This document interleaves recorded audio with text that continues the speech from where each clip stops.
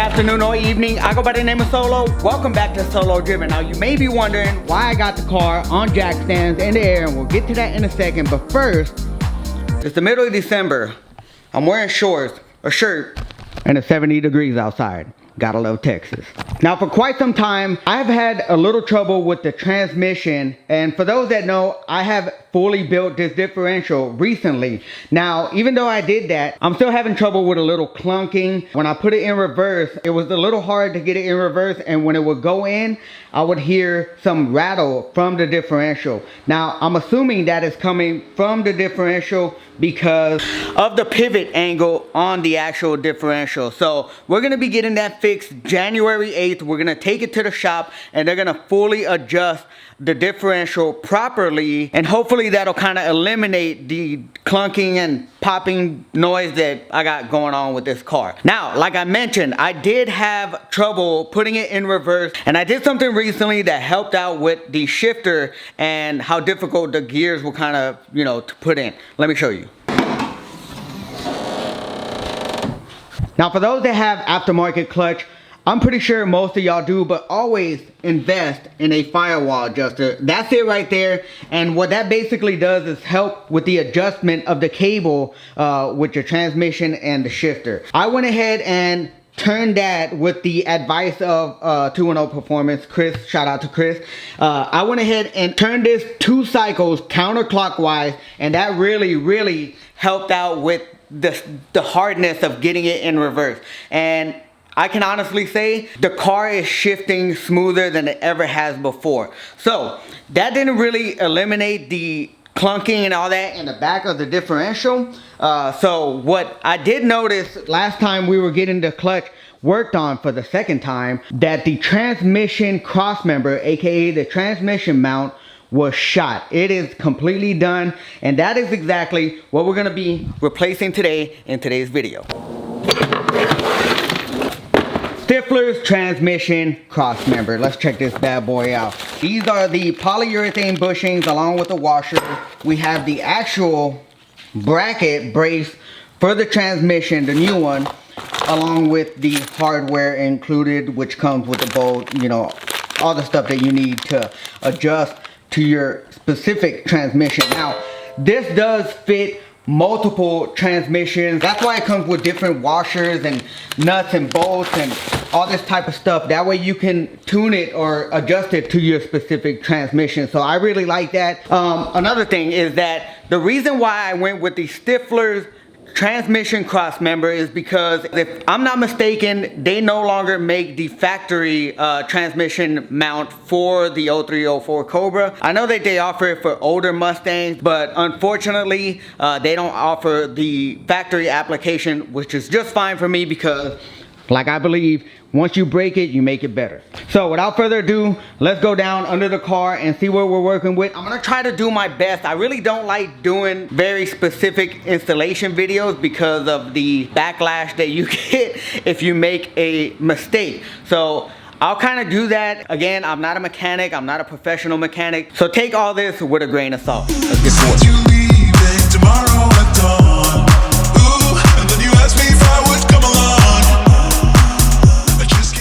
Alright guys, so I have to inform y'all and let y'all know how this is set up for the T56 with no drive shaft safety loop. Basically what you're going to do, like I said, always refer to the instructions.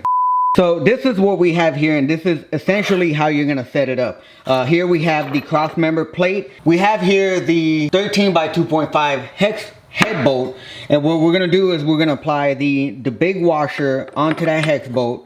And then we're going to apply the black polyurethane bushing.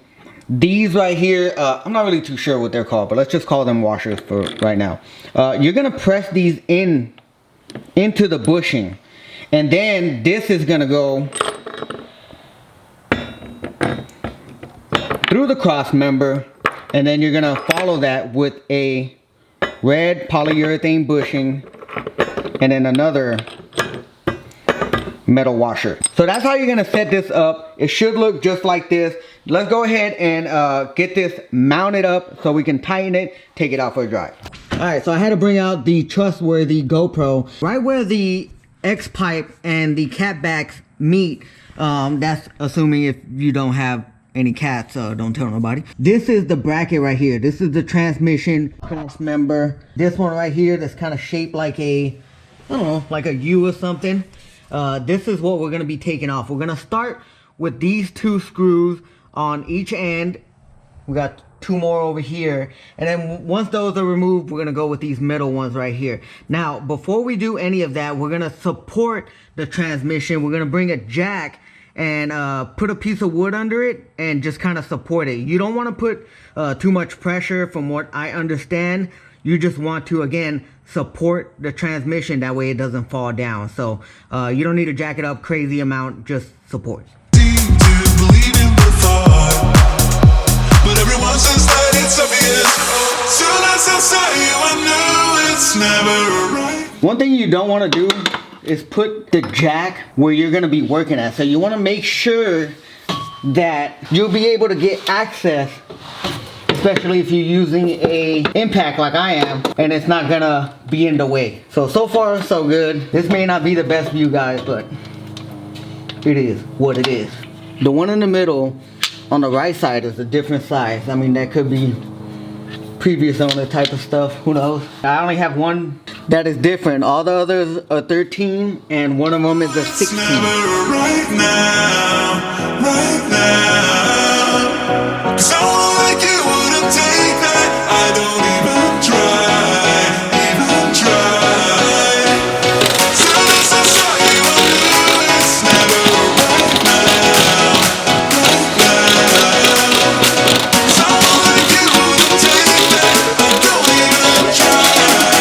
Ooh, it came down just like that without even taking the other one off. That's strange. Alright, so we took the ones off of the corner, but this thing just came down once I took the one on the left side in the middle down. The reason I'm thinking that happened is because it's straight up completely disconnected. This rubber straight up came off. Like, I'm pretty sure that's what happened. Look at that. That is crazy. You know, the bushing is it just completely came apart and was disconnected or unattached from this part. So I'm gonna go ahead and remove this one, and I'm pretty sure that bushing will come down. For whatever reason, this one is a 15. Let me switch it out because it's kind of hard to do with one hand, and then we'll get that last one off. Okay, yeah. Okay, shout out to my neighbor mowing his grass right now. But right here, this is supposed to be absolutely connected. This is not supposed to be in 2 pieces like this, but that is because, like I mentioned, the actual bushing just disintegrated. It came apart, cracked. It's no longer good. That means that my transmission was not having any real true support. That is crazy. Once again, well, you know, hopefully this will, the new one will help with that clunking. This may be exactly why I was having that noise. So yeah, let's just go ahead and get the new one put on. That way we can take it out for a drive. You know the drill.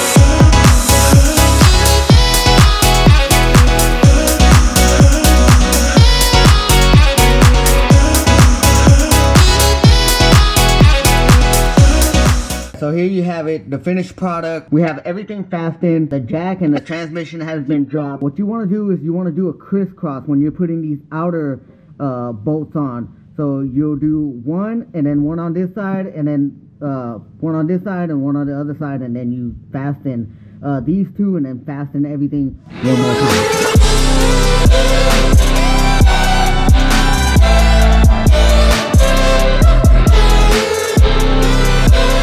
I can't believe how battered this thing was.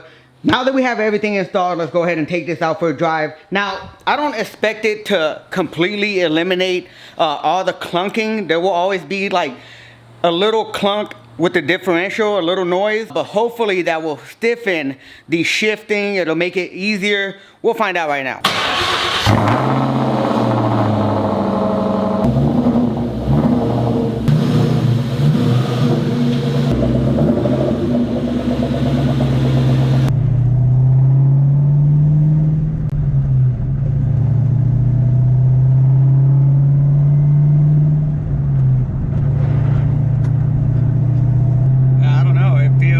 Definitely feel anything with the differential on the passenger rear side. That's a separate issue, but the transmission, I feel, it's kind of weird because I feel like it has a cushion now. If I could, for lack of a better way to describe it, that's just the way I feel. It has like a cushion. I'm coming up to a stop sign, so I'm gonna do some downshifting here. Right now I'm in 5th. Wow, yeah.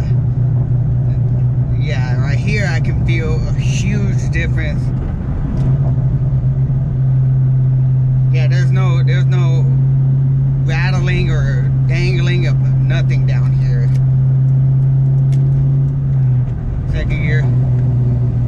Yeah, that feels so much better.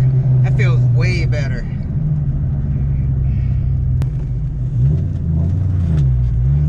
Look at that.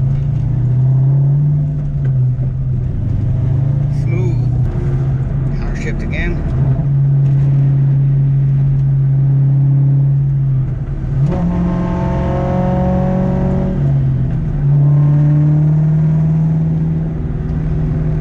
Still a little bit of a clunk. I think that's natural considering that something is moving, such as a transmission or a differential into gears. But I definitely feel a huge difference in how smooth and cushioning it feels. Like I said again, feels cushioning, like something's actually there. Alright, I'm gonna get this car to operating temperatures, and we're gonna do some little bit more aggressive shifting right now. So yeah, driver mode.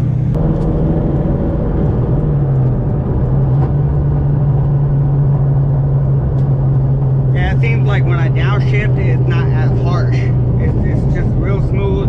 Everything is right there where it should be.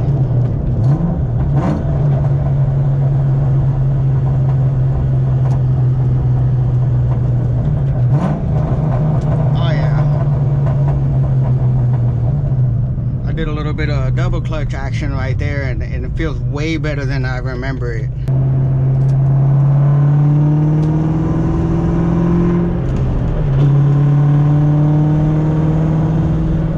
Yeah, no complaints here so far. I'm curious to see though how it will do on a first, second, third gear pull. So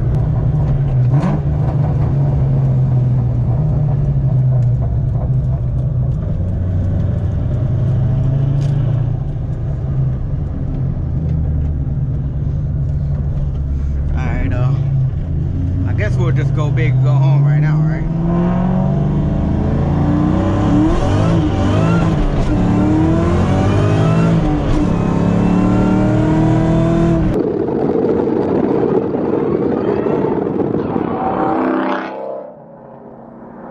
It was pretty good. I mean, I didn't feel anything off of out of place or anything weird, so I think we did a good job at installing it.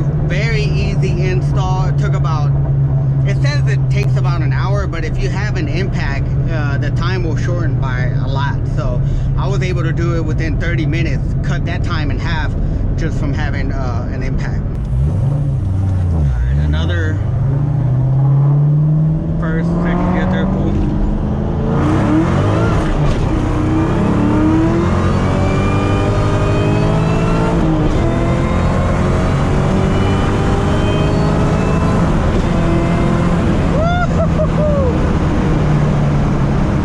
Huge improvement on the shifting. Most definitely the gears were like on point.